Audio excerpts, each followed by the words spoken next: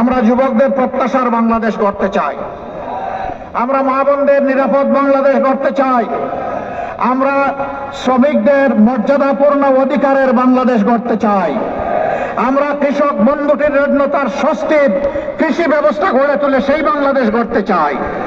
কৃষি পণ্যের উৎপাদনের সাথে সাথে তার সংরক্ষণের জন্য তাকে পর্যাপ্ত সহযোগিতা করার বাংলাদেশ গড়তে চাই। এই বাংলাদেশে শিশু কিশোর আবার বৃদ্ধ বনিতা কেউ অবহেলা অযত্নে থাকবে না। আমরা সেই বাংলাদেশ করতে চাই যেখানে আইন সবার জন্য সমান। মুখ ভরা ডাল ভরাই বলে আমরা শুনেছি, কিন্তু আল্লাহর কসম বাংলাদেশে আইন সবার জন্য সমান নয়।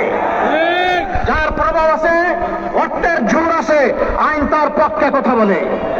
আমরা ওই আইনকে মাটির নিচে পাঠাতে চাই, সেই আইনটি আমরা কায়েম করতে চাই। সাধারণ অপরাধে যদি একজন সাধারণ মানুষের কোন শাস্তি হয় বিদ্যমান আইনে, একই অপরাধ যদি করে থাকেন বাংলাদেশের রাষ্ট্রপতি কিংবা প্রধানমন্ত্রী, তাদেরকেও ছেড়ে কথা বলা হবে না, একইভাবে তাদেরকেও বিচারের আওতায় আনা হবে। সেই সুবিচারের বাংলাদেশ, আদল ইহসানের বাংলাদেশ আমরা করতে চাই। এই বাংলাদেশ আপনারাও চান? কুলাউড়াবাসী আপনারা সিরিয়াসলি চান? এখানে কুলাউড়া ছাড়াও আশপাশের হয়তো অনেকে আসতে পারে, সবাই চান? আলহামদুলিল্লাহ। আর কত চাইবেন? সকাল থেকে এখানে পেটের ক্ষুধা, শক্তি কমে এসেছে, গলায় জোর নাই। আপনারা চান? শিওর? আলহামদুলিল্লাহ।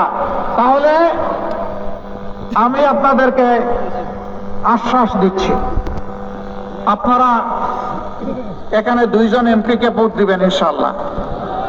একজন ছায়া এমপি আর একজন বাস্তব এমপি। ঠিক আছে না? বাস্তব এমপি আসো, একটু সামনে আসো ইনশাআল্লাহ। আমার মুখ দিয়ে বের হয়ে গেছে এমপি।